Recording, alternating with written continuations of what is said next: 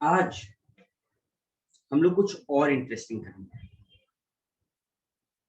ठीक है भैया। You said us no consideration,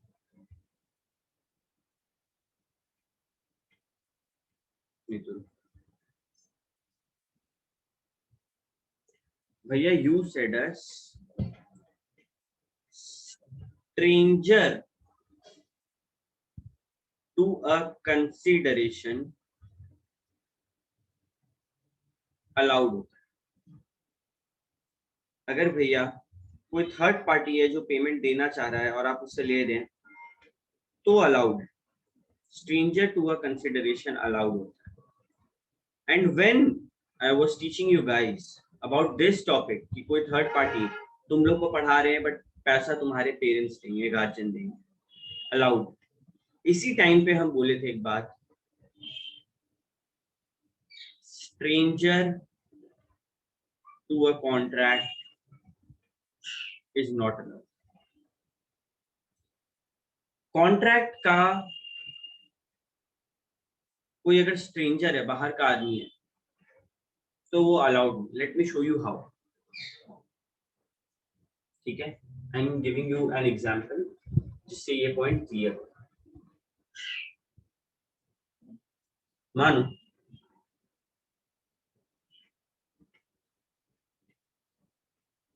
D limited करके एक रबर कंपनी, ठीक है, डी लिमिटेड करके एक रबर कंपनी है और ये डिस्ट्रीब्यूटर को माल बेचता है। कंपनी का काम क्या है पता है? रबर बनाने, ठीक है। डी लिमिटेड रबर बनाता, ये डिस्ट्रीब्यूटर को बेचता, ये डिस्ट्रीब्यूटर रिटेलर को बेचता, रिटेलर लास्ट में कस्टमर को बेचता। ये प्रोसेस तो भैया हम लोग को भी आइडिया है, ऐसा कुछ होता है मार्केट। डी लिमिटेड बोला, मानो कि अगर हम एक टायर बना रहे हैं, फिर हम अगर रबर बना रहे हैं तो तुम उसको 500 से नीचे में नहीं बेच पाएगा, मिनिमम प्राइस तुमको 500 रखना होगा। किसको बोला? D limited, distributor. कि वो डिस्ट्रीब्यूटर हम तुमको ये रबर का जो है बेच रहे हैं, लेकिन तुम इसको 500 के नीचे मत बेचना, मिनिमम 500 रुपया पर ही बेचना, ये तो मेरा मार्केट खराब हो जाएगा। डी लिमिटेड बोला ओके। डी लिमिटेड ये रबर को मानो 500 रुपया में ही रिटेलर को बेच दिया। अभी मिनिमम प्राइस 500 होना चाहिए। ये कॉन्ट्रैक्ट किन के बीच में? भैया डी लिमिटेड के बीच में एंड डिस्ट्रीब्यूटर के बीच में। हुआ क्या, रिटेलर अपने कस्टमर यही रबर 450 50 रुपए का नुकसान देकर बेचा। हुआ क्या, आर की क्रश में, आर की क्रश आई तो आर बोला आपके लिए 50 रुपीज डिस्काउंट, खुद लॉस खा गया। अभी डी लिमिटेड को आया ये चीज देखकर गुस्सा कि यार ये आर ऐसे क्यों कर सकता, he doesn't have the right to do it। तो डी लिमिटेड चाहता है कि वो आर के ऊपर केस करे। क्या वो केस कर सकता है? यस या फिर नो? नो भैया।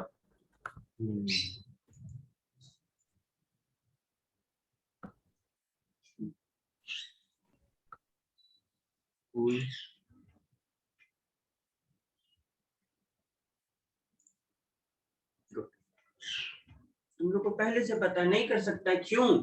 क्योंकि भैया ये जो मिनिमम प्राइस वाला कॉन्ट्रैक्ट का टर्म था, it was between D limited and the distributor, इन दोनों के बीच में था। आर तो कौन है? आर कौन है? R is a stranger to contract, stranger to contract. R तो मासूम है, इनोसेंट है। वो बोलेगा हमको क्या पता था 500 के नीचे बेचना है, 500 में मिनिमम बेचना है। डिस्ट्रीब्यूटर तो ऐसा कुछ बोला नहीं, मेरी क्रश आई तो उसको डिस्काउंट दे दिया। आर पे केस नहीं हो सकता।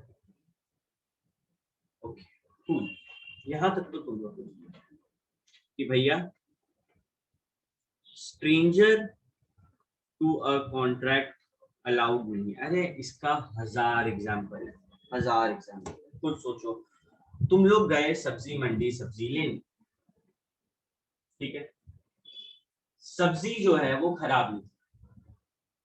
अगर तुम चाहो सेलर के ऊपर केस करना तो तुम कर सकते हो, तुम्हारा पड़ोसी कर सकता है क्या? नहीं। क्यों? क्योंकि वो स्ट्रेंजर टू कॉन्ट्रैक्ट है। तुम्हारा भाई कर सकता है क्या? नहीं, क्योंकि वो स्ट्रेंजर टू कॉन्ट्रैक्ट है। केस तुमको करना पड़ेगा। बट लॉ है, जैसे कि इकोनॉमिक्स में एजम्पशंस भरा पड़ा है, लॉ में एक्सेप्शंस भरा पड़ा है। लॉ में एक्सेप्शंस भरा पड़ा है। अभी अपन ऊपर देखे थे ना, नो कंसिडरेशन नो कॉन्ट्रैक्ट होता है, लेकिन कुछ एक्सेप्शन, जबरदस्ती हम लोग को एक्सेप्शन याद करवा दिया। नो, सिमिलरली यहाँ पे भी बोला कि stranger to a contract not allowed, but कुछ एक्सेप्शन है। क्या एक्सेप्शन है? Let us. पहला exception, beneficiary in case of trust या फिर charge. Do you know the meaning of trust? भरोसा। अच्छे से जानते हुए, अच्छे से जानते हो भरोसा का मतलब हम लोग बहुत टूटा है ना। Beneficiary in case of trust, भरोसा क्या होता है इसको समझने का कोशिश करना, ठीक है।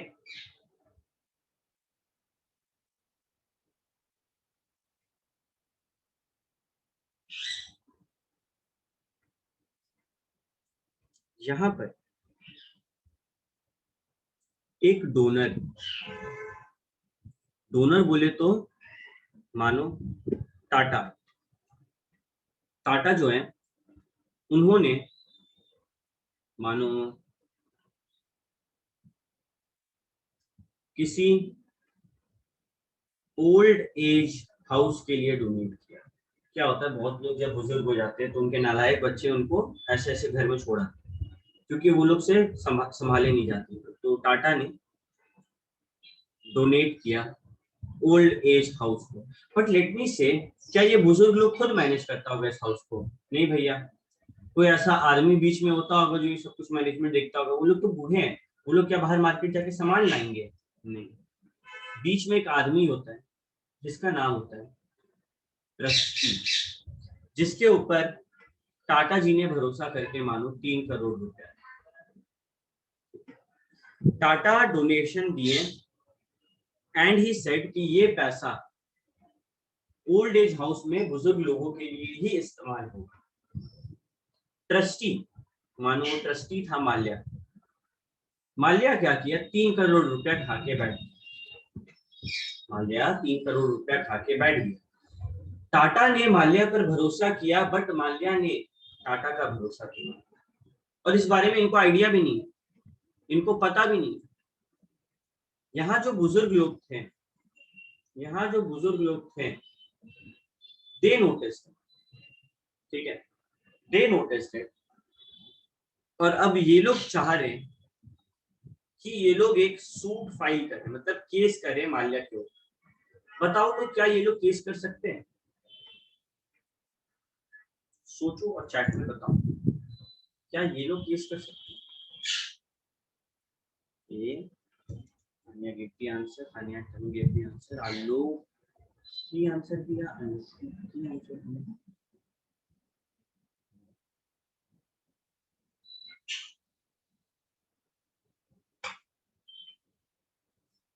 ओके, कुछ लोग का आंसर है ना नो आ रहा है। एक बात बता, क्लास स्टार्ट करने से पहले आई सेड ना कि हम लोग आज एक्सेप्शन पढ़ने वाले। मतलब एक्सेप्शन का मतलब क्या होता है कि भैया normally generally stranger to a contract allowed नहीं है, बट इन केसेस में अगर कोई कॉन्ट्रैक्ट का हिस्सा नहीं है वो लोग भी केस कर सकता है। जनरली अलाउड नहीं है, बट यहाँ पर होगा।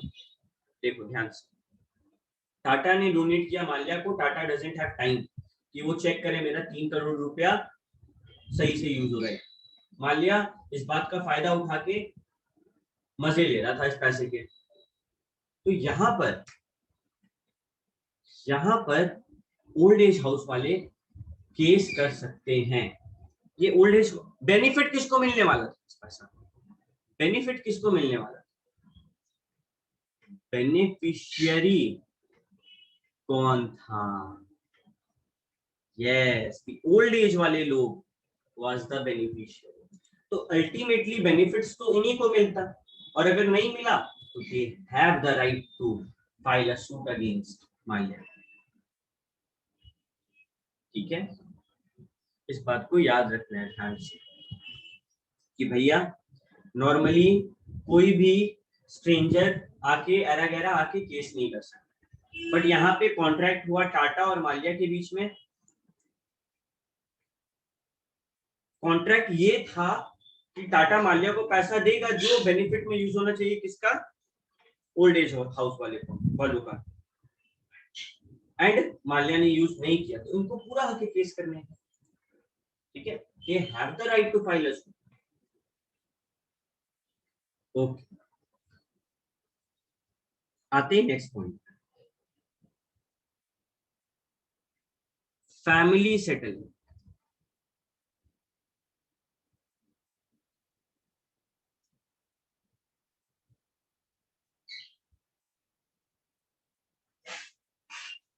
Family settlement. Okay, Anshu is asking कि भैया यदि टाटा ने पूरा पैसा नहीं दिया तो? ओके, अगर टाटा पूरा पैसा ही नहीं देगा तो कॉन्ट्रैक्ट में यहाँ पे एग्जीक्यूटरी है, अभी कॉन्ट्रैक्ट पूरा होना बाकी है, एग्जीक्यूटरी मानेंगे।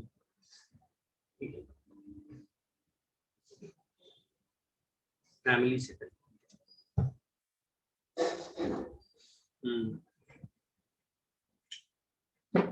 ओके, कुछ नहीं।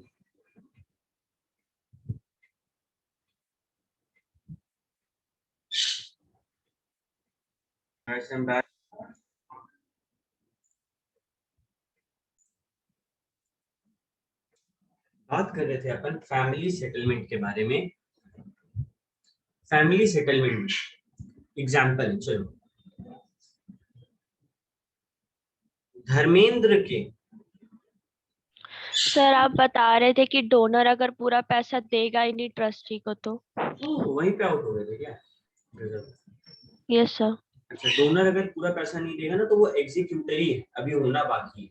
ठीक है, मानो 3 करोड़ दे दिया तो ये केस है। मानो 3 करोड़ बोला था और अभी तक 2 ही करोड़ दिया, तो माल्या का जिम्मेदारी है वो 2 करोड़ अच्छे से यूज कर। ठीक है, अगर तुम लोग को ऐसा फीलिंग आ रहा है कि भैया क्या जो ओल्ड एज हाउस वाले लोग हैं, बुजुर्ग लोग हैं, वो टाटा पे केस कर सकते हैं? नहीं, वो टाटा पे केस नहीं कर सकते। ठीक है, वो केस माल्या पे है क्योंकि ट्रस्टी माल्या है। ठीक, वापस फैमिली सेटल। धर्मेंद्र के 2 सुपुत्र हैं, सनी, बॉबी।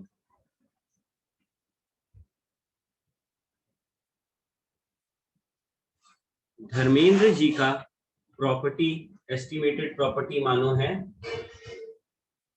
300 करोड़। तो सनी एंड बॉबी के बीच में कॉन्ट्रैक्ट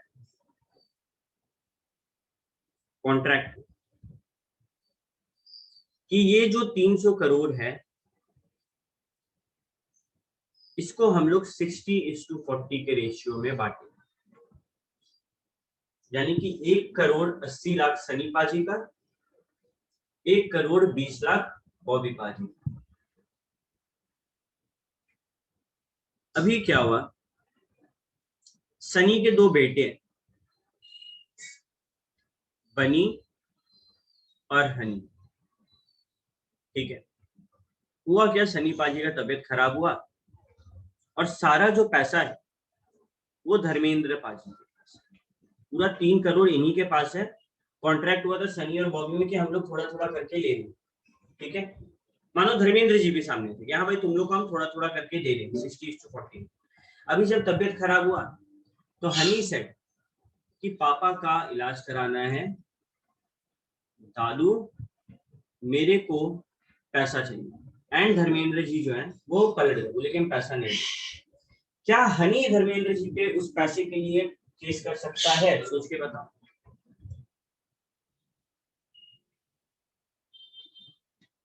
क्या हनी के पास राइट है केस करने का?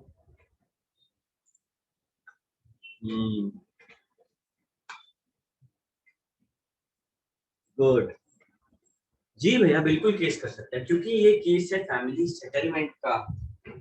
होता क्या है, बहुत बार 2 लोगों में कॉन्ट्रैक्ट होता है। मानो 2 भाई में कॉन्ट्रैक्ट हुआ, तो उसका बच्चा उसका बच्चा उसका बच्चा, ऐसे होते रहते हैं।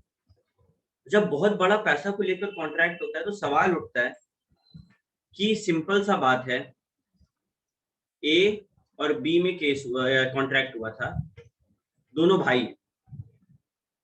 अभी ए नहीं है तो छोटा ए है, क्या छोटा ए बी पे केस कर सकता है? ये फैमिली सेटलमेंट का मामला है, हाँ।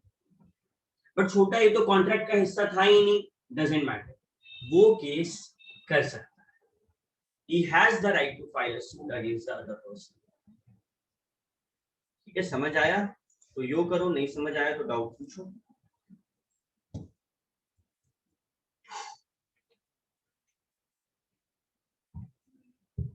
Is this clear or not? Message नहीं कर पा रहे, सेंड नहीं हो रहा। सेंड ही नहीं हो रहा, एक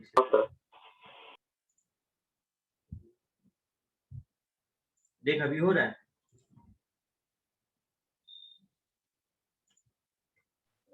नो सर। ये कैसा बीमारी है? चलो No, अच्छा sir. देखो तो लाइक दे पा रहा है तुम लोग? एक इमोजी आता है लाइक का, हाँ लाइक आ रहा है, ऋतिक का आया। ठीक है ठीक है ठीक है ठीक है, लाइक आता है सबका। चलो बाकी सर एक बार और रिपीट कर दीजिए ना। अगर फैमिली सेटलमेंट का मामला है, यानी कि 2 भाई में कॉन्ट्रैक्ट हुआ, ए और बी, ठीक है। अभी समझो ए और बी दोनों ब्रदर्स हैं। ये छोटे ए के नजरिए से देखना है, मानो हम लोग हैं छोटा ए, ठीक है, हम लोग है ये वाला छोटा ए, हम लोग के पापा बड़ा ए, हम लोग के चाचू छोटा भी बड़ा भी। पापा और चाचू के बीच में कॉन्ट्रैक्ट हुआ था कोई चीज को लेकर। छोटा ए यानी कि हम लोग उस कॉन्ट्रैक्ट का हिस्सा नहीं थे, बट वो कॉन्ट्रैक्ट जो है वो फैमिली रिलेटेड मैटर था, फैमिली सेटलमेंट था। मानो कोई चीज का पैसा है जो दादाजी से मिला था, या फिर कोई भी फैमिली बिजनेस, ऐसा कुछ है। क्या छोटा ए बी पर केस कर सकता है? यस, छोटा ए अपने चाचा पे केस कर सकता है, क्योंकि ये फैमिली सेटलमेंट का मामला है। क्लियर है जिसमें? Yes sir. Point number 3, certain marriage contracts, certain marriage contracts या फिर arrangements, certain marriage contracts या फिर arrangements। भैया इसका मतलब क्या है? कुछ मैरिज कॉन्ट्रैक्ट्स, कुछ शादी के कॉन्ट्रैक्ट्स ऐसे होते हैं जहां पे किसी के भलाई के, किसी के बेनिफिट के लिए हम लोग केस कर सकते हैं। फॉर एग्जांपल इंडिया में डाउरी सिस्टम, दहेज वाला सिस्टम एक टाइम पे बहुत जोर शोर से था। अब तो वो लोग गधा है जो लोग दहेज मांगता है, बट एक टाइम पे ये बहुत जबरदस्त वाला सिस्टम है, डाउरी सिस्टम।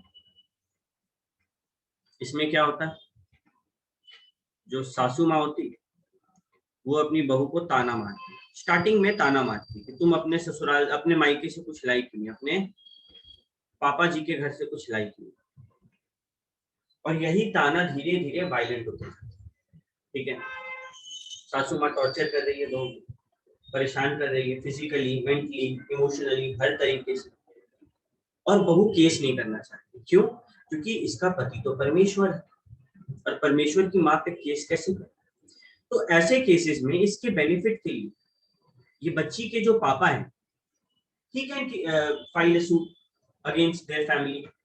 बस ये विटनेस के तौर पे होनी चाहिए। She must be a witness, इसको गवाह होना होगा कि हाँ मेरे साथ ऐसा हुआ है। केस पापा कर सकते अगर बच्ची जाने से डर रही है कंप्लीट लाइफ। ये अरेंजमेंट्स बहुत बार ऐसा स्पेसिफिक होता है।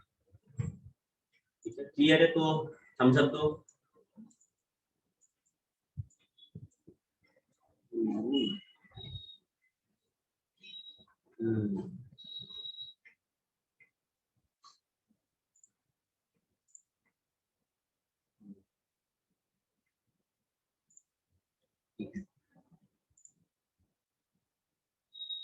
Okay cool. तो ये हम लोग अभी 3 केस ऐसा सीखे भैया जहाँ पे कोई बाहर का आदमी, स्ट्रेंजर भी कॉन्ट्रैक्ट कर सकता है। बाहर का आदमी मतलब उस कॉन्ट्रैक्ट का हिस्सा नहीं था, फिर भी वो केस कर सकता है। जैसे कि ट्रस्ट के केस में बेनिफिशियरी, फैमिली सेटलमेंट, और कुछ मैरिज कॉन्ट्रैक्ट या फिर अरेंजमेंट।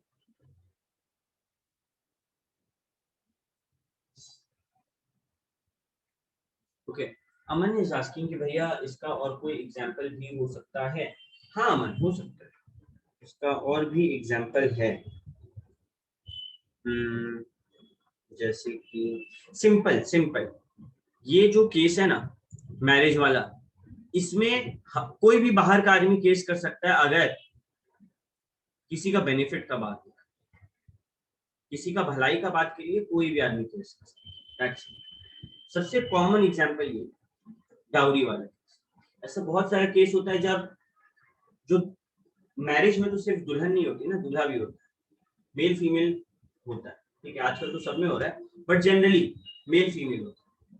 ठीक है, तो दोनों पार्टीज कर सकते हैं। ऐसा जरूरी नहीं है कि ये जो प्रोविजन है वो सिर्फ फीमेल के प्रोटेक्शन के लिए बना है। No, anybody who is stranger to a contract can file a suit, provided वो बेनिफिट के लिए हो रहा है और वैसा अरेंजमेंट है। ठीक है, okay.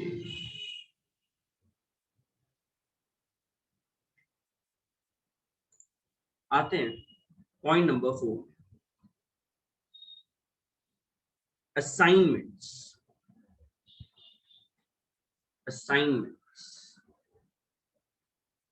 Late me show you यहाँ पे क्या होता है।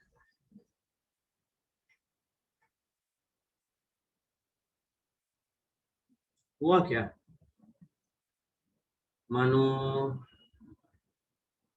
आलू कुछ डिबेंचर खरीदा, आलोक कुछ डिबेंचर खरीदा किसी कंपनी से। अभी डिबेंचर पे हर साल क्या दिया जाता है, किसी को याद? डिबेंचर पे हर साल इंटरेस्ट दिया जाता है। ठीक है, हर साल डिबेंचर पे इंटरेस्ट दिया जाता है, राइट? तो आलोक सेट कि डिबेंचर मेरे पास रहने दो, कंपनी इसका जो इंटरेस्ट है वो ऋतिक के अकाउंट में डाल, इसका जो इंटरेस्ट है वो ऋतिक के बैंक अकाउंट में डाल। ये कॉन्ट्रैक्ट किसके किसके बीच में होगा भैया? ये कॉन्ट्रैक्ट हुआ कंपनी और आलोक के बीच में। ठीक है, कंपनी और आलोक के बीच। सवाल उठता है, क्या ऋतिक, अगर मानो ऋतिक को कंपनी इंटरेस्ट देना बंद कर दिया, क्या ऋतिक कंपनी पे सूट फाइल कर सकता है? अगर कंपनी ऋतिक को इंटरेस्ट देना बंद कर दिया तो क्या ऋतिक कंपनी पे सूट फाइल कर सकता है? यस, गुड पीटर, बिल्कुल कर सकता है भैया, कोई दिक्कत नहीं। यहां पर देखो ध्यान से, आलोक जो अपना बेनिफिट किसी और को दे रहा है वो है असाइनमेंट। और ऋतिक जिसको फायदा मिल रहा है वो है असाइन। कंपनी है मीडिएटरी जिससे बेनिफिट मिलने का, एंड बिल्कुल कंपनी के पास हक है, ऋतिक के पास हक है कि वो कंपनी पर केस करे।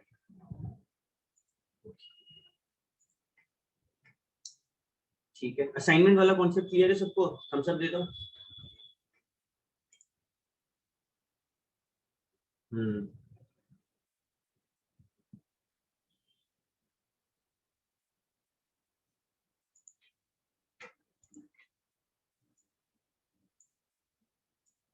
चलो कूल।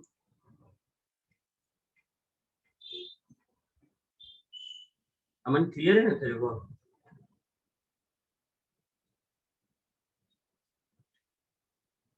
क्लियर नहीं?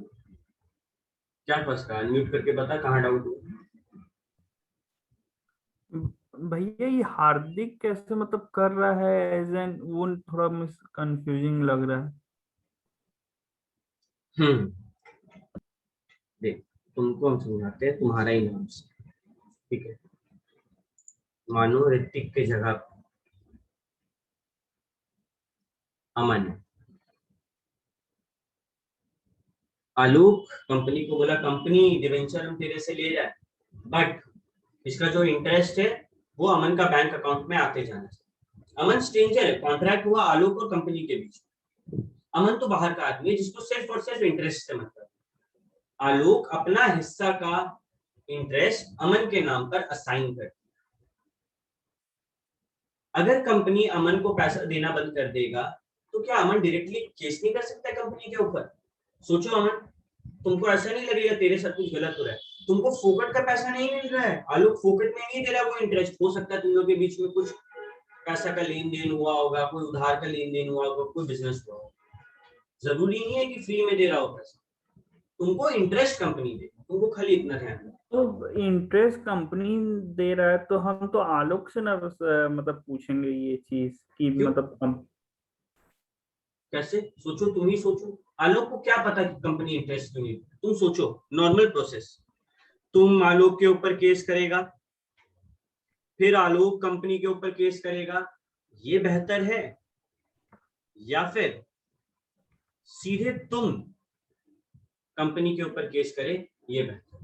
तुम ही बताओ। ओके भैया। ये केस है असाइनमेंट का। अब आते हैं point number 5, covenant running with land. Covenant running with land.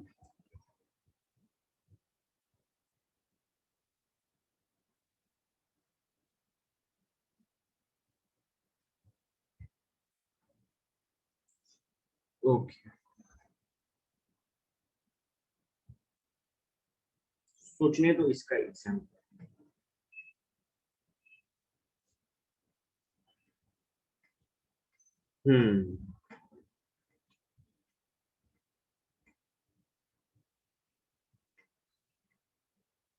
चलो सिंपल सा एग्जांपल लेते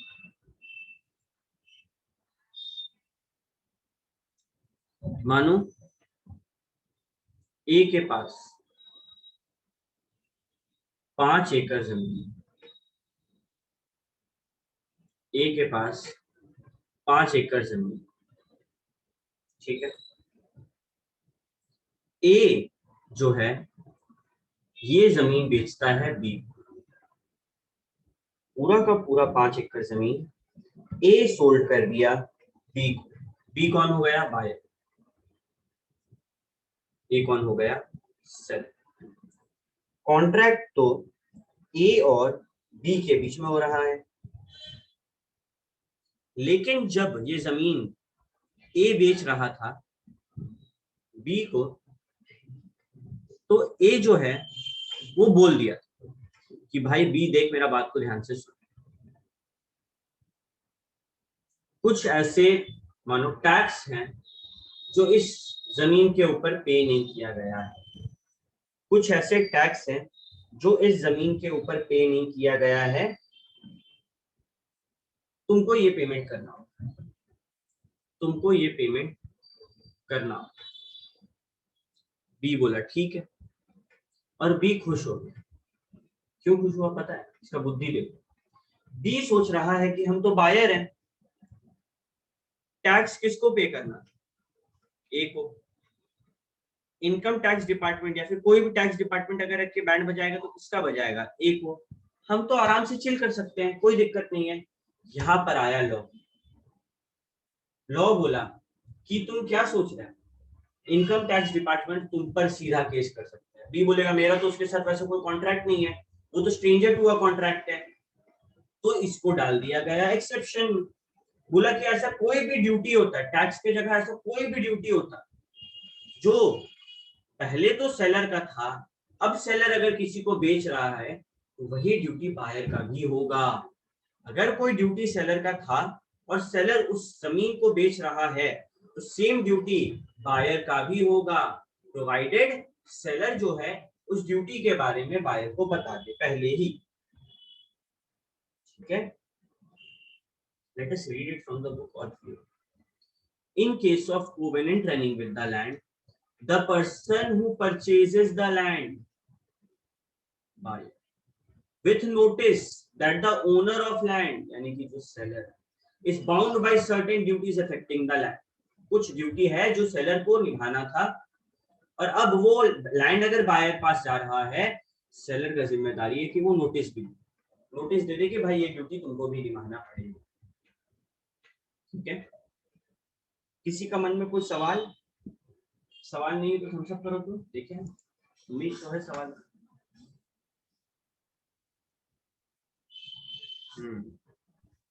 सर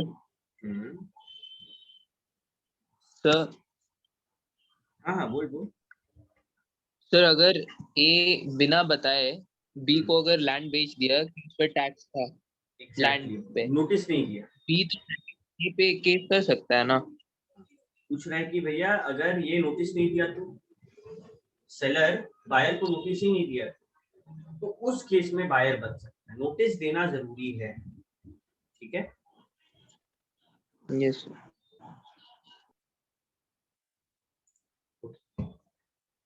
भैया ये कोवेनेंट क्या होता है? सिंपल वर्ड में बोले तो कानूनी समझौता। ठीक है, अगर हम कोई समझौता कर रहे हैं legally, that is covenant. Generally क्या होता है, हम लोगों को बता, जब कोई जमीन बेचता है ना अपना किसी और को, मानो सेल किया सेलर बायर, तो कागज बनता है उस चीज का, और कागज में एक प्रोविजन आता है कि भाई कोई टैक्स वगैरह कोई भी ड्यूटी बाकी है, सेलर अगर वहां पे साइन कर दिया बिना देखे कि नहीं कुछ नहीं बाकी, तो अब सेलर फंस जाएगा। ठीक है, जनरली ये होता है। नोटिस देना मतलब कॉन्ट्रैक्ट में बता देना कि भाई देख ऐसा ऐसा बात है, ये ड्यूटी मेरे जमीन के ऊपर है। Okay, point number 6, estoppel.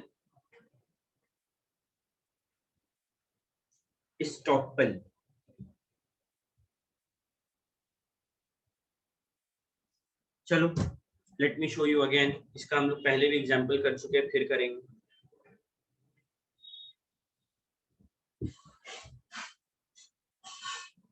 ये है गड़ा इलेक्ट्रॉनिक्स।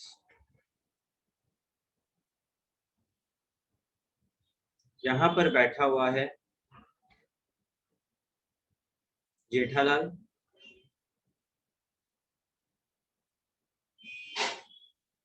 एंड यहां पर खड़ा है बागा। ठीक है, मानो एक कस्टमर है,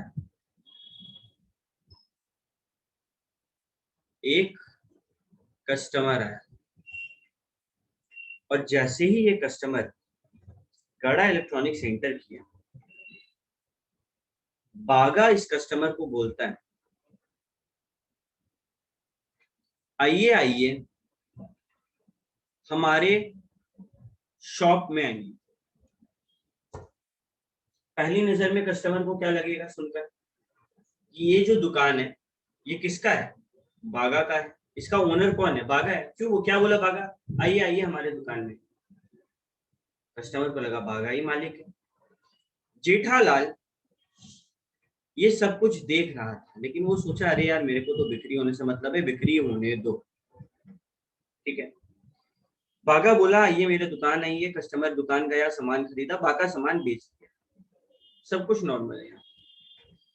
ये सब जेठालाल के प्रेजेंस में हुआ। जेठालाल देखो ना यहाँ पे ही बैठा हुआ था, सामने में बैठ के सब कुछ देख रहा। बाद में मानो ये लोग बेचा था फ्रिज, फ्रिज खराब हो गया तो कस्टमर वापस आया। इस बार कस्टमर गुस्से में आया, देखा बागा नहीं है, वो जेठालाल को बोला ओ भाई साहब आप जो फ्रिज दिए थे वो खराब हो गया है, ये फ्रिज वापस कीजिए। क्या यहाँ पर, अच्छा क्या हो रहा है सुनो। अब जेठालाल बोल रहा है ये फ्रिज आप हमसे थोड़ी लिए थे, ये तो आप बागा से लिए थे ना, बागा पास जाकर समझिए।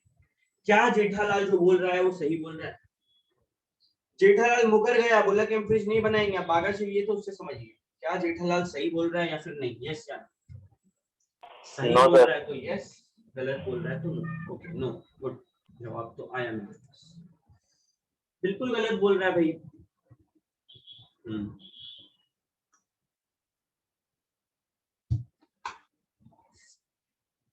यहाँ पे कस्टमर चाहे तो जेठालाल पे केस कर सकता है, क्योंकि वो असली मालिक था और उसके प्रेजेंस में बागा बोला कि ये मेरा दुकान है। अरे मानो बागा नहीं होता, यहाँ पे खड़ा होता बागा के जगह, मानो यहाँ पे स्टॉपल में खड़ा होता तारक मेहता।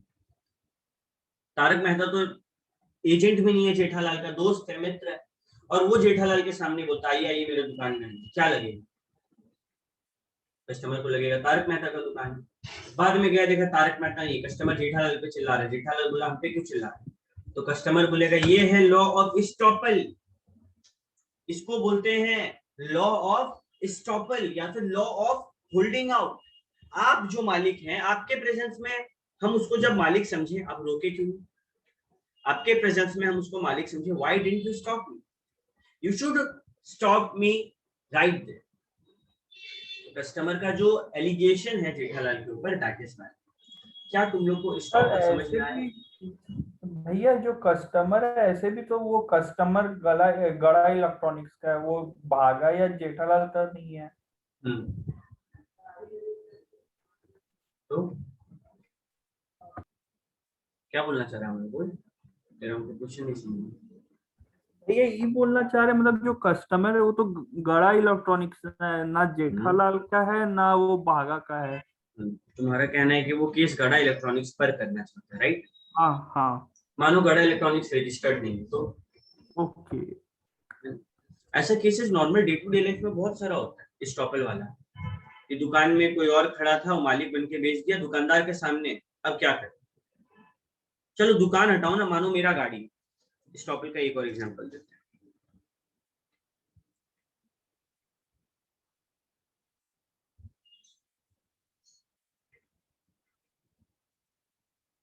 मेरा कार है,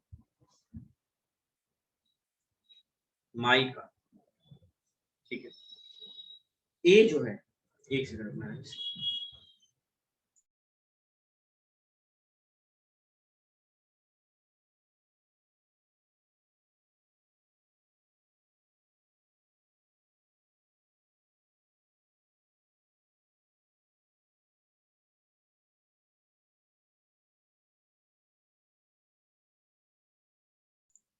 ओके।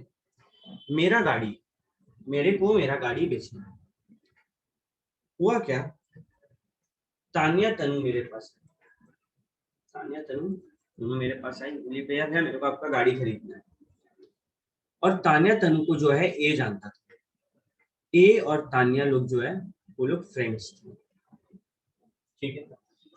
ये मेरा भी दोस्त था, ये मेरा भी दोस्त था। तो ए क्या बोलता है ये लोग के सामने, ये गाड़ी तो मेरा ही है, दिस इज माई कार। गाड़ी किसका? विनय भैया का। ये क्या बोल रहा है? मेरा है, ले लो, खरीद लो, ठीक है।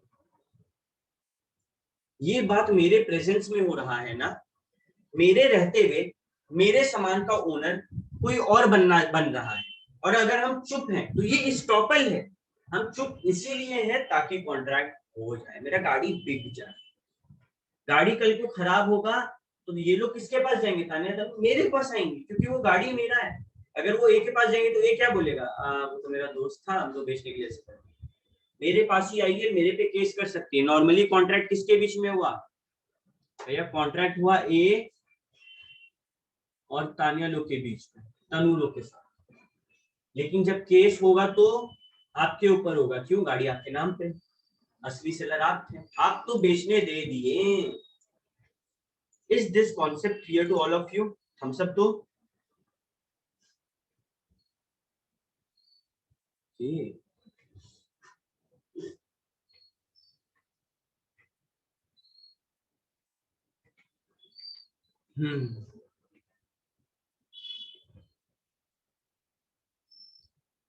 कुछ लोग को क्लियर नहीं है क्या? थम्स अप नहीं आया? भाई एक बार फिर बता दीजिए, मेरा डिस्कनेक्ट हो गया था। हाँ वही हम देखे तेरा डिस्कनेक्ट। मेरा गाड़ी है और ए मेरा दोस्त है और ये तानिया का भी दोस्त है। तानिया मेरे पास आई, बोली भैया मेरे को आपका कार चाहिए। ए तानिया को देख के बोलता, तानिया तुम यहाँ? ये गाड़ी तो मेरा ही है। तानिया को लगा अरे विनय भैया के सामने ये बोल रहा है कि गाड़ी इसका है, इसी का होगा। ए और तानिया के बीच में डील हुआ, तानिया ए को पैसा दी, ए वो पैसा हमको दे दिया, मेरा सामान बिक गया, हम चिंता की। फ्यूचर में जब तानिया का गाड़ी खराब हुआ, वो लेकर गई ए पास कि ए तुम क्या खटारा दिया? ए बोलता है यार तुम मेरे पे केस करेगी कोई फायदा नहीं है, क्योंकि गाड़ी विनय भैया का। क्या तानिया मेरे पे केस कर सकती है? सवाल। नॉर्मली रूल है कि हम तो कॉन्ट्रैक्ट के स्ट्रेंजर थे ना। कॉन्ट्रैक्ट किसके बीच में हुआ? तानिया और तनु। तानिया तनु का ए के साथ हुआ, ठीक है। हम कौन है? स्ट्रेंजर। लेकिन यहाँ पर स्टॉपल का केस है, असली मालिक हम थे, कोई और अपने आप को मालिक बता रहा है, हम बताने दे दिए, ये स्टॉपल का केस है और मेरे पे केस किया जा सकता है, कोई मनाही नहीं। क्लियर है? हेलो? हाँ हाँ सर। Estoppel done. अब आते हैं एजेंसी में।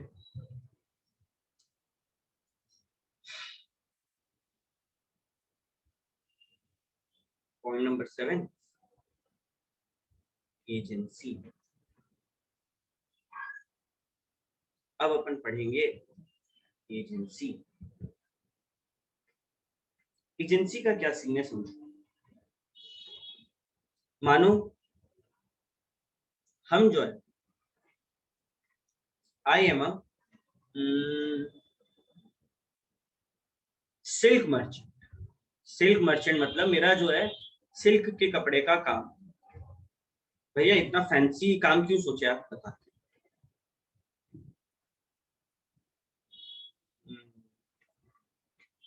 और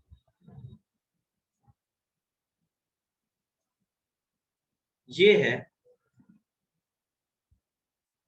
एंटीलिया। वो जानता है एंटीलिया क्या है? Yes sir. अंबानी का घर। यस सही बोल रहे। अंबानी का घर ये इंडिया का सबसे महंगा घर।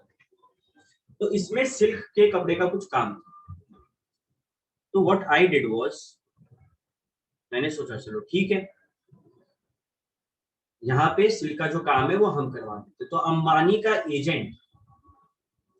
का एजेंट मेरे पास आया, मेरे को एडवांस दे दिया, मानो 1 करोड़ रुपया एडवांस दिया और बोला आप हमको सिल्क दे दीजिए। हम एडवांस ले लिए और मेरे अंदर का शैतान जाग गया। आई सेड कि अब भाई एडवांस भी मेरा और हम सिल्क देंगे भी। एडवांस भी मेरा, हम सिल्क देंगे भी। क्या सोच के हीरो बने? हम देखिए जो एजेंट आया था ना, बड़ा कमजोर आदमी, बूढ़ा सा इंसान था, मेरा क्या कर ले, क्या ही कर ले, कुछ नहीं कर सकता। अंबानी का एजेंट तो क्या हुआ है, तो पतला दुबला कमजोर आदमी, बूढ़ा सा, डरा हुआ सा, सहमा हुआ सा, मेरा क्या। और मेरे पास नोटिस आता है, कि मेरे ऊपर केस किए हैं अंबानी जी, क्या अंबानी जी मेरे ऊपर केस कर सकते हैं इस मामले में? Yes yes sir. या नो? बिल्कुल, बिल्कुल कर सकते हैं। क्यों? क्योंकि ये जो एजेंट है इसका प्रिंसिपल कौन है? अंबानी। भले ही ये कॉन्ट्रैक्ट में शामिल नहीं थे, बट अल्टीमेटली ये एक्सेप्शन है, ये रूल है कि अगर एजेंट कोई काम कर रहा है आपके साथ तो उसका प्रिंसिपल ऑटोमेटिकली बाइंड हो जाता है। ये तुम लोग जब नेक्स्ट लेवल में जाएगा ना इंटर में, तब सीखेगा प्रिंसिपल एंड एजेंट। यहाँ पे खाली झलक समझो कि जब कोई एजेंट कुछ भी काम करे जो उसके अथॉरिटी के अंदर है, जो उसके औकात के अंदर, उसके लिए प्रिंसिपल भी लायबल होगा। ठीक है, सातों पॉइंट तुम लोग के नजरों के सामने है, सातों को एक बार गो थ्रू करो, दिमाग में सारे एग्जांपल्स को रिमाइंड कर लो, जब क्लियर हो तब यो मैसेज।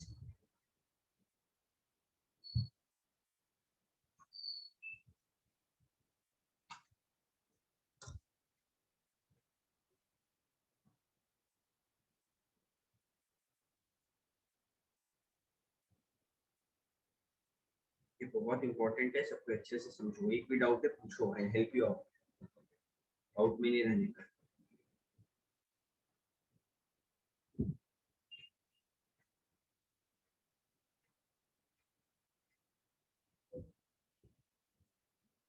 तो सर 3 वाले सर बता दीजिएगा तो। सर्टेन मैरिज कॉन्ट्रैक्ट बता दो।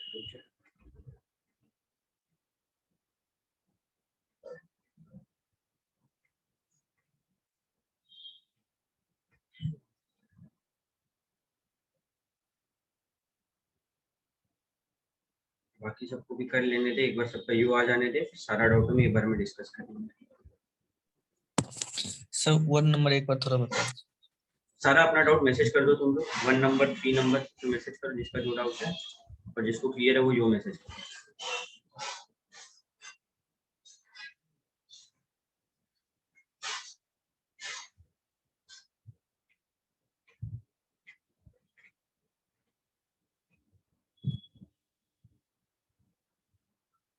हम्म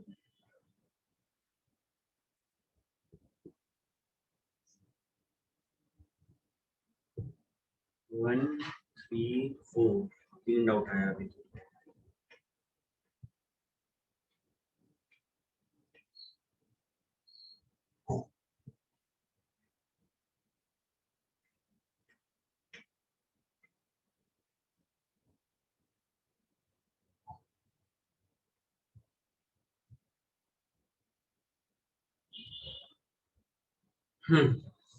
चलो ठीक है, लगभग लगभग सबका डाउट आ गया।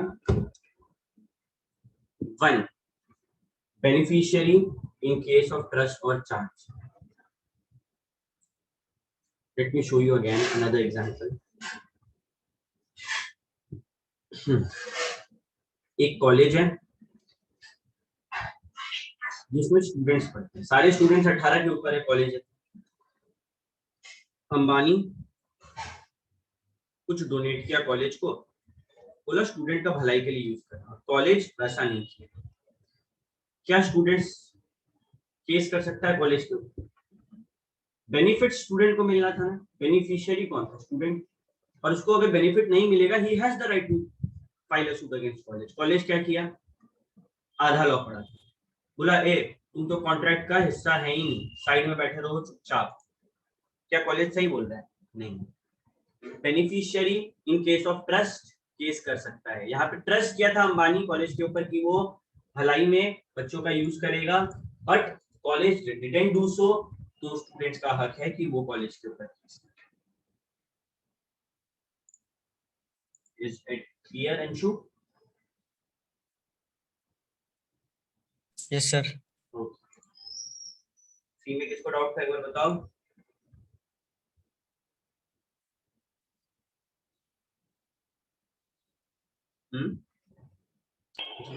हाँ ऋतिक तेरे को था। Yes sir. Certain marriage contracts या फिर अरेंजमेंट।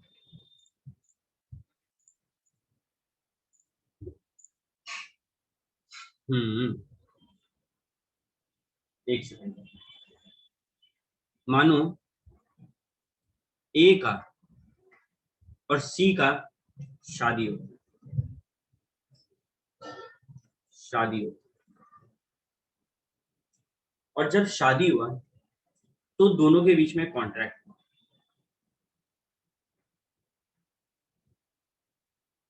सी थी बेटी, एक लौती बेटी, ठीक है। सी के डैड थे जो, उसकी वो एक लौती बेटी। अब डैड का कोई और परिवार नहीं है, तो सी और ए का शादी टाइम एक अरेंजमेंट हुआ। ए जो हस्बैंड था, इसके साथ ये डील हुआ था सी का कि मेरे डैड भी मेरे साथ रहेंगे, ठीक है, मेरे डैड भी मेरे साथ रहेंगे। ये कॉन्ट्रैक्ट किसके बीच में हुआ है? ए एंड सी के बीच में, ठीक। कल को ए पलट गया इस अरेंजमेंट से, बोला नहीं तुम्हारे डैड हम लोग के साथ नहीं रहेंगे। अगर डैड चाहे तो ए के ऊपर केस कर सकते हैं, सोच के बताओ। अगर डैड चाहे तो ए के ऊपर केस कर सकते हैं? Yes sir. एकदम, भले वो कॉन्ट्रैक्ट का हिस्सा नहीं है भैया, लेकिन कॉन्ट्रैक्ट में इन्वॉल्व है। ये अरेंजमेंट शादी इस बेसिस पे हुआ था कि सी के साथ उसके डैड रहेंगे। ये धोखा नहीं कर रहा बाद में, ये फ्रॉड हो रहा है। वो अपना कॉन्ट्रैक्ट से नहीं मुकर सकता है। तुम लोग को आइडिया होगा, जेफ बेजोस, अगर तुम अपने शादी से डाइवोर्स लेना चाहते हो, ठीक है, तो तुमको अपने इनकम का एक बहुत बड़ा हिस्सा देना पड़ता अपनी वाइफ। जेफ बेजोस का इनकम का बहुत बड़ा हिस्सा उसकी वाइफ के हाथ में, ठीक है। तो अगर ऐसा कुछ होगा, सी कल को पलटेगा तो सॉरी ए कल को पलटेगा कि सी तेरे डैड हम लोग के साथ नहीं रह सकते, ससुर जी हम लोग के साथ नहीं रह सकते, तुरंत सी बोलेगी चल डाइवोर्स दे, पैसा दे, हम भुगतेगा ये कॉन्ट्रैक्ट ब्रीच करने को, कॉन्ट्रैक्ट तोड़ने को। समझ में आया ऋतिक? Yes sir. एक और डाउट है, I think it was please में असाइनमेंट। असाइनमेंट मतलब क्या होता है पता है? कि हम अपना बेनिफिट किसी और को असाइन करें, हम अपना बेनिफिट किसी और को असाइन करें। सिंपली मानो हम किसी, मानो आईटीसी में जॉब करते। तुम लोग को बता दे फन फैक्ट कि आईटीसी जो है, तुम लोग शायद तो कोलकाता गया आज तक, कोई आईटीसी का होटल देखा है? जो आईटीसी का नया वाला होटल है, एनीबॉडी? आईटीसी जो है वो बहुत बड़ा कंपनी है। इसके 5 स्टार होटल के चेन्स हैं। इसका बहुत सारा क्लासमेट का copies, cigarettes, notebooks, pencils, publication house, बहुत चीज है। आईटीसी का वेफर्स आता है, आई थिंक बिंगो टेढ़े मेढ़े आईटीसी का है। तो बहुत बड़ा कंपनी। हुआ क्या, I was doing a job under ITC. अब आईटीसी में क्या है, अगर तुमको जॉब मिल रहा है तो तेरा मिनिमम पैकेज है 6 से 8 लाख से कम तो तुमको देगा नहीं। मिनिमम जनरली 8 लाख, हर किसी को लेता नहीं, रैंकर्स लोग को लेता है, एक बार जो निकाले उनको लेता है। तो 6 से 8 लाख में बात हुआ। आई सेड आईटीसी हम तेरे लिए काम करेंगे, हम तेरे लिए काम करेंगे, बट जो सैलरी है वो तुम मानो मेरे डैड के अकाउंट में डालते रहे। जो सैलरी है वो तो मेरे डैड के अकाउंट में डालते रहे। कल को अगर आईटीसी सैलरी नहीं डालेगा तो मेरे पापा आईटीसी के ऊपर केस कर सकते हैं। क्यों? क्योंकि मैंने अपना जो बेनिफिट है, मेरा जो फायदा है, मेरा जो सैलरी है वो असाइन कर दिया है पापा, वो असाइन कर दिया है पापा को। पापा has the right to file a suit against ITC. भले वो कॉन्ट्रैक्ट में नहीं थे, बट क्योंकि मैंने अपना बेनिफिट उनको असाइन किया है, he has the right to file a suit. समझ आया फिर? यस भैया। चलो एक सेकंड रुको, देखने दो। तो ये तो कहानी था कि कोई तीसरा पार्टी केस नहीं कर सकता है, लेकिन इन 7 केसों में, इन 7 सिचुएशंस में वो केस कर सकता है। अब अपन आते हैं आगे, ठीक। Unit 3 deals with section 10। Section 10 किसी को याद है क्या था? Essentials of a valid contract. Contract में होने के लिए कुछ चीजों का होना जरूरी है, ठीक है। हम लोग यहाँ पे इस सेक्शन में 4 चीजों के बारे में डिस्कस करते हैं। पहला, कौन कंपीटेंट है कॉन्ट्रैक्ट करने के लिए, कौन लायक है, कौन कॉन्ट्रैक्ट कर सकता है। दूसरा, फ्री कंसेंट क्या है। तीसरा, लॉफुल कंसिडरेशन, लॉफुल ऑब्जेक्ट क्या है। चौथा, कहीं लॉ उसको डिक्लेयर तो नहीं किया कि वॉइड है। चलो अपन इस चीज को समझते हैं।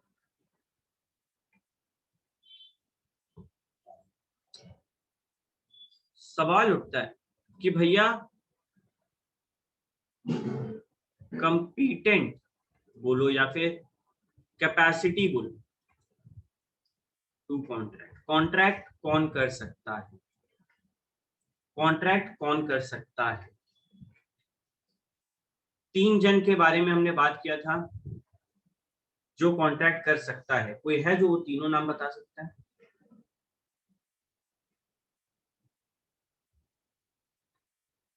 नोबडी? ऐसा कैसे? एनीबडी? एनीबडी? अरे हम एक्सपेक्ट कर रहे हैं किसी का तो जवाब आए।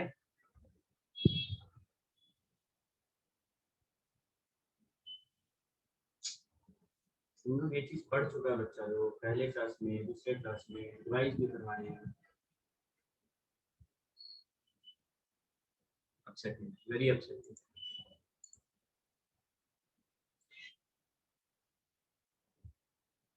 जो लोग मेजर होते हैं यानी कि 18 प्लस होते हैं वो लोग कॉन्ट्रैक्ट कर सकते हैं।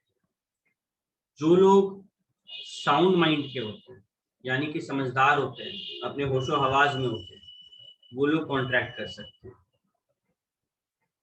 जो लोग नॉट डिस्क्वालिफाइड बाय लॉ होते हैं, नॉट डिस्क्वालिफाइड बाय लॉ यानी कि लॉ उनको मना नहीं कर रहा है कॉन्ट्रैक्ट करने, वो लोग कर सकते हैं। कॉन्ट्रैक्ट कौन नहीं कर सकता है? 18 के ऊपर वाला कर सकता है तो 18 के नीचे वाला नहीं कर पाएगा। साउंड माइंड वाला कर सकता है तो अनसाउंड माइंड वाला नहीं कर पाएगा, जिसका दिमागी स्थिति खराब हो। और जो डिस्क्वालिफाइड बाय लॉ हो ये लोग कॉन्ट्रैक्ट नहीं कर सकते। ओके,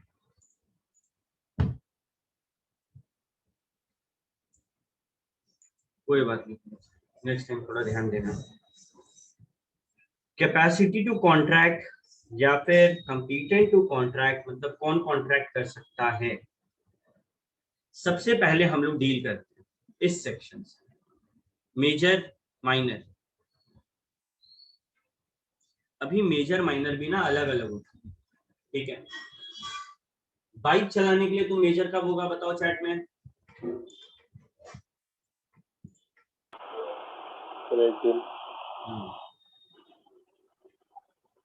अल्कोहल के लिए मेजर कब होते हैं?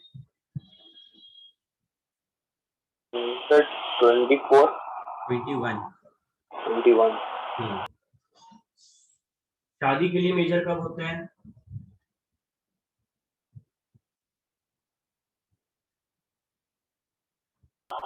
सर बॉय 21 और गर्ल 18। एग्जैक्टली सही जवाब, यही हम चाह रहे थे। बॉयज का 21 साल होता है और गर्ल्स का 18 साल होता है। चलो कूल। तो अपना अपना मेजर का हिसाब किताब है, बट नॉर्मली हम लोग 18 साल लेके चलते हैं कॉन्ट्रैक्ट के लिए। आप कॉन्ट्रैक्ट करो, आपको 18 साल का होना जरूरी है, ठीक है। तो इंडिया में एक लॉ, ध्यान से सुनना, बड़ा इंपॉर्टेंट है। In India the age of majority is regulated by the Indian majority act 1875, 1875। Not that important, कोई दिक्कत नहीं, याद नहीं रहेगा, चलेगा। Accordingly, every person domiciled in India shall attain the age of majority on the completion of 18 साल। Normally आप 18 साल के हो गए, आप मेजर। लेकिन अगर कोई कोर्ट है जो बोला कि किसी माइनर को एक गार्जियन अपॉइंट कर रहे हैं, ठीक है, बहुत बार क्या होता है बच्चा है उसके पेरेंट्स नहीं, ठीक है, तो कोर्ट किसी आदमी को अपॉइंट करता है जो उसका गार्जियन होगा, ठीक है। तो इस केस में अगर कोई गार्जियन है तुम्हारा जिसको कोर्ट अपॉइंट किया है। बहुत बार होता है बच्चा बहुत ज्यादा शैतान है तो उसका कोई गार्जियन अपॉइंट किया गया है, माँ बाप इररिस्पॉन्सिबल है तो गार्जियन अपॉइंट किया गया, वो सब केस में बच्चा 21 साल का होगा तब मेजर होगा। बड़ा इंपॉर्टेंट पॉइंट है ये। नॉर्मली इंडिया में मेजर 18 साल की उम्र में हो जाते हैं, लेकिन अगर कोई गार्जियन अपॉइंट किया है कोर्ट, मतलब कोई बात, उस केस में 21 साल तक वेट करना है मेजर होने के लिए, उससे पहले आप मेजर नहीं हो सकते। क्या ये पॉइंट सबको क्लियर है? यो करो।